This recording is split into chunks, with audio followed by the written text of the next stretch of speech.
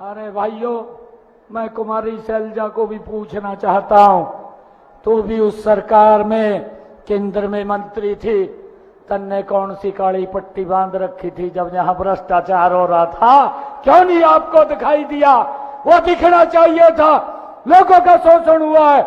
मैंने 10 क्वेश्चन किए भाइयों। मैंने हुड्डा साहब को पूछा, मैंने पहला क्वेश्चन किया कि आप मुझे ये बताइए कि हरियाणा के अंदर पर्ची और खर्ची के ऊपर युवाओं को क्यों नौकरी दी जाती थी, इसके बारे में बताने का काम करें। मैं ये नहीं बता रहा, हरियाणा प्रदेश का युवा बोल रहा है। हुड्डा के शासन के अंदर भाइयों, जिसकी टैची में वजन होता था वो सरकारी नौकरी लगता था। गरीब का बेटा तो सरकार की नौकरी से बहुत दूर होता था। वोट ले लेते थे परंतु नौकरी नहीं लगती थी। मैंने पूछा है कि आपके पास उत्तर होगा। आजकल आप हिसाब मांगते हुए घूम रहे हैं कि हरियाणा में युवाओं को जो पर्ची खर्ची पर नौकरी दी जाती थी उसके बारे में भी बताने का काम करें। मैंने पूछा कि हरियाणा के किसानों की, बड़े बड़े किसानों की जमीन दफा 4 और 6 लगा करके आप दिल्ली में बैठे दामाद को खुश करने का काम करते थे, उसको भी बताने का काम करें। भाइयों, मैंने ये भी पूछा, आप 10 वर्ष तक प्रदेश के मुखिया रहे हैं। आप तो स्वामीनाथन ने जो कहा था कि किसान की आय बढ़नी चाहिए, उस कमेटी के चेयरमैन भी रहे हैं। आपकी केंद्र में भी सरकार रही है। आप प्रदेश में 10 वर्ष तक मुख्यमंत्री थे।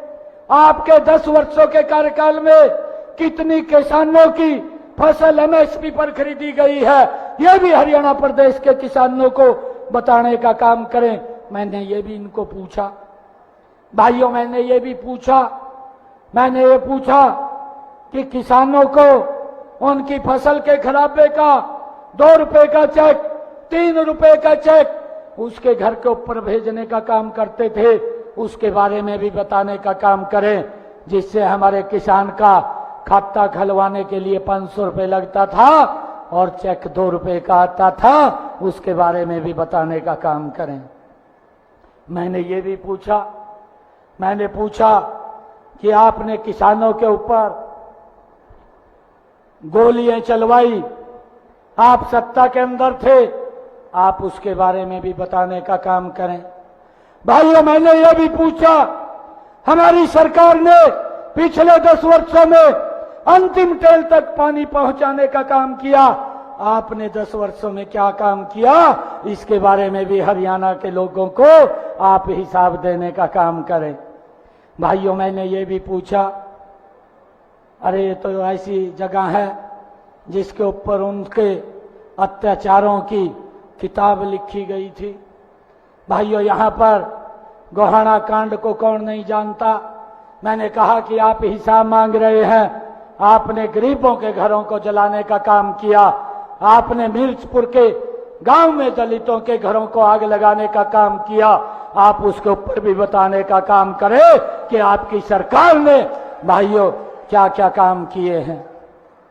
भाइयों, मैं ये भी पूछना चाहता हूं, मैंने ये भी क्वेश्चन पूछा कि भूपेंद्र सिंह हुड्डा तू झूठ बोलता है हर रोज और कई प्रकार के लॉलीपॉप देने का काम करता है, तेरे समय के अंदर बुजुर्गों की पेंशन कितनी थी वो भी बताने का काम करे। मात्र 500 रुपया पेंशन इनके कार्यकाल के अंदर थी। जाते जाते जब ये पता चला कि हरियाणा की जनता इसको बाहर का रास्ता दिखाने जा रही है, तब जाकर के घोषणा 1000 रुपए की थी, वो भी नहीं दिए। वो भी हमारी सरकार ने 1000 रुपया देने का काम किया। आज हरियाणा के बुजुर्गों को देश में सबसे ज्यादा सम्मान भत्ता अगर कहीं दिया जाता है 3000 रुपया, वो हरियाणा के अंदर देने का काम हमारी सरकार कर रही है। भाइयों, मैंने ये भी क्वेश्चन किया भूपेंद्र हुड्डा से कि आपकी सरकार में कर्मचारियों की बदली कैसे होती थी।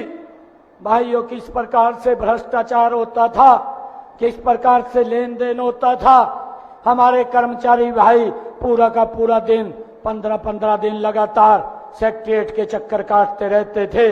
भाइयों, उसके बारे में भी ये बताने का काम करें।